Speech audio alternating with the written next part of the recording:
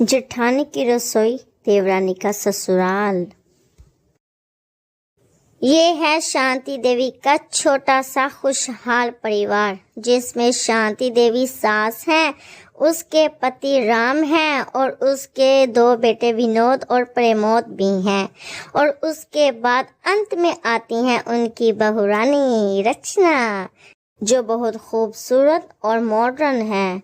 शांति देवी के जीवन में शांति ही शांति है, यानी जीवन में जो भी स्थिति हो वो शांति ही रहती हैं। लड़ाई झगड़ा और क्लेश उनके दूर दूर तक कोई वास्ता नहीं।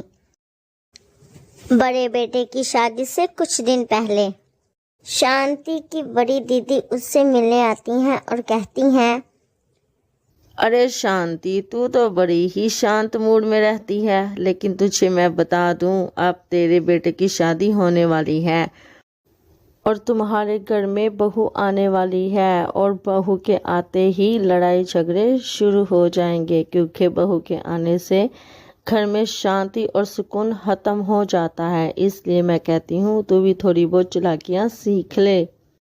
शांति बोली, अरे छोड़ो रेखा दीदी, कहाँ हम और कहाँ बहू, इन कल की लड़कियों से हमारा क्या मुकाबला। अरे वो बच्ची होगी मेरे आगे, और जब हम उसे बहू बनाकर अपने घर ला ही रहे हैं तो उसे अपनेपन का एहसास दिलाना भी तो हमारा ही कर्तव्य है ना। ये सब किताबी बातें हैं, आ जाने दो बहू को, फिर हम देखेंगे कितना आनंद रहता है तुम्हारे जीवन में। इतना कहकर रेखा वहां से चली जाती है। कुछ दिन बाद शांति के बड़े बेटे विनोद की शादी हो जाती है और बहू घर में आ जाती है। कुछ दिन बाद वो शांति से आकर कहती है, माँ जी, मैं बाजार जा रही हूँ, क्या मैं किचन के लिए कुछ सामान ले आऊँ? क्या आपको कोई एतराज तो नहीं? शांति बोली, अरे इसमें पूछने वाली कौन सी बात है, ये घर और रसोई सब तुम्हारा ही तो है। जैसी तेरी इच्छा हो वैसे घर को सजाओ, मुझे कोई परेशानी नहीं। मुझे बाकी की सासों की तरह ना समझना कि मैं छोटी छोटी बातों का बतंगड़ बनाकर घर में कलेश करूंगी।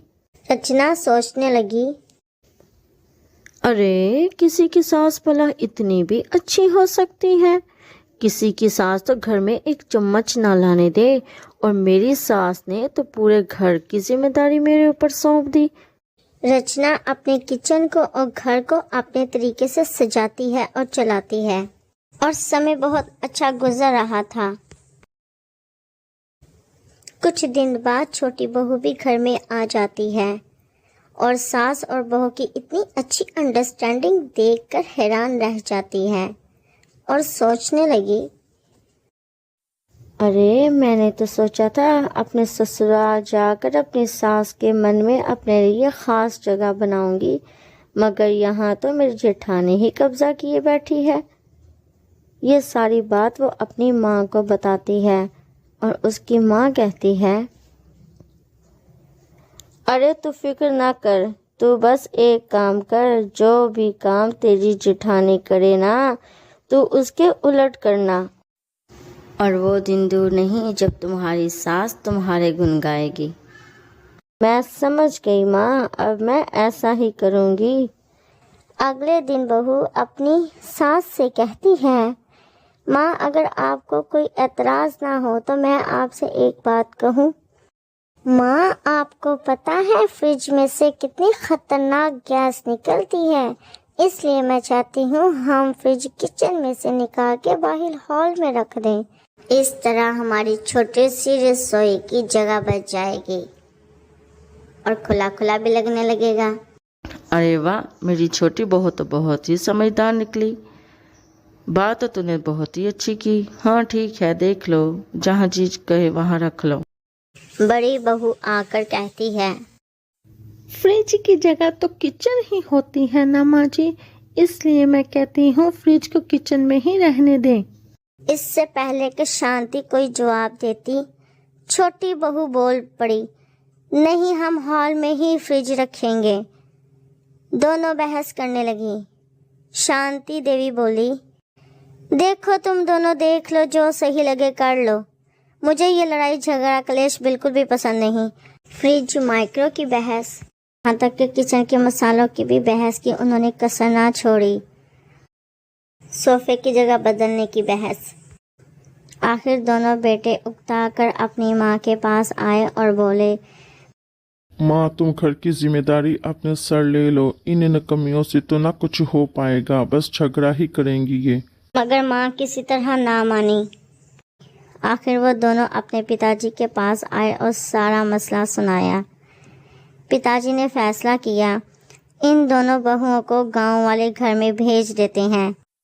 राम ने दोनों बहुओं को बुलाकर कहा, तुम दोनों अपने पतियों के साथ हमारे गांव वाले घर में शिफ्ट हो जाओ। वहां आपका बिल्कुल भी झगड़ा नहीं होगा, क्योंकि वहां तो ना कपड़े धोने के लिए मशीन है, कपड़े धोने के लिए पानी भी नहीं मिलेगा, वो भी कुएं से लाना पड़ेगा। इतना सुनकर दोनों के तो तोते ही उड़ गए। आप लोगों का फ्रिज का भी मसला हल हो जाएगा, क्योंकि उधर फ्रिज भी नहीं मिलेगी और ना ही ऐसी आसाइश मिलेगी, लकड़ियां जलाकर खाना बनाना पड़ेगा। इतना कहकर राम वहां से चला जाता है। इन दोनों के तो तोते ही उड़ गए। अब इनके होश ठिकाने आए।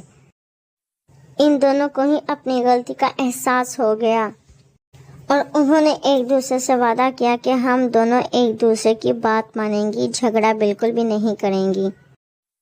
इन दोनों ने जाकर अपने ससुर से माफ़ी मांगी कि उन्हें अपनी गलती का एहसास हो गया है और वो आपको कभी भी शिकायत का मौका नहीं देंगी। आखिर शांति का परिवार शांति से रहने लगता है।